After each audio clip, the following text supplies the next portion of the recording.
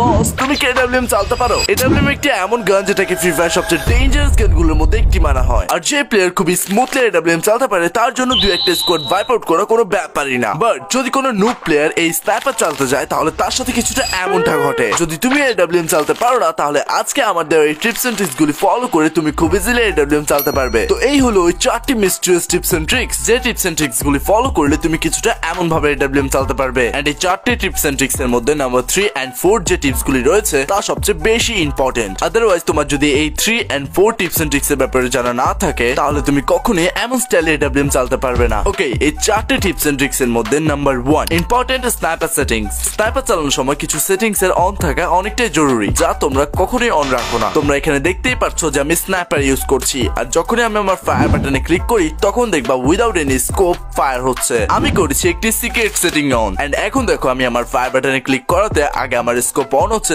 দেন গিয়ে ফায়ার হচ্ছে। Very simple settings. নিজের গেমের সেটিং এ যাও এন্ড কন্ট্রোলে গিয়ে হোল্ড ফায়ার টু স্কোপ কে অফ থেকে অন করে দাও। ব্যাস, এই সেটিংস টি অন করার পর এখন তুমিও আমার মতো ফার্স্ট এডব্লিউএম চালাতে পারবে। ওকে, টিপস নাম্বার 2 ক্যারেক্টার কম্বিনেশন। এখন এই ক্যারেক্টার কম্বিনেশন একজন স্নাইপার প্লেয়ারের জন্য কতটা ইম্পর্টেন্ট একজন স্নাইপার প্লেয়ার ছাড়া আর কেউ বলতেই পারবে না। যদি চালাতে চাও এমন স্টাইলের স্নাইপার তাহলে এক্ষুনি একটি পারফেক্ট ক্যারেক্টার কম্বিনেশন চুজ করো, যে ক্যারেক্টার কম্বিনেশন গুলি ইউজ করাতে তোমার স্নাইপার স্কিল আরো ইমপ্রুভ হয়। স্নাইপার কম্বিনেশনের অ্যাক্টিভ স্কিলে সবসময় রাখবা আইরিস কে। বস, এই আইরিস কে দেখতে যতটা নরমাল মনে হয় এতটা নরমাল এই আইরিস না। এই আইরিস গ্লোয়ালের 8 পার এনিমিকে মারার ক্ষমতা রাখে, আর তার সাথে যে এনিমিকে ড্যামেজ দেয় সেই এনিমির লোকেশনও মার্ক করে দেয়, যার কারণে তুমি দেখতে পারবা এনিমিটি আসলে আছে কোথায়। এন্ড এই অ্যাক্টিভ স্কিলের সাথে কিছু এমনও প্যাসিভ স্কিল আছে যা তোমার ইউজ করা অবশ্যই দরকার। দেখা করো এই সাথে, নেম তার লরা। যদি তুমি আসলে স্নাইপার প্লেয়ার হও তাহলে এই লরা ক্যারেক্টার স্কিল তোমার থেকে অনেক ইউজফুল মনে হবে, কারণ তুমি যখন স্কোপ অন করে যে কোনো এনিমিকে ফায়ার করবে তখন তোমার স্কোপিং ফায়ার অ্যাকুরেসি কে প্রায় 50% পর্যন্ত ইনক্রিজ করে দিবে। আর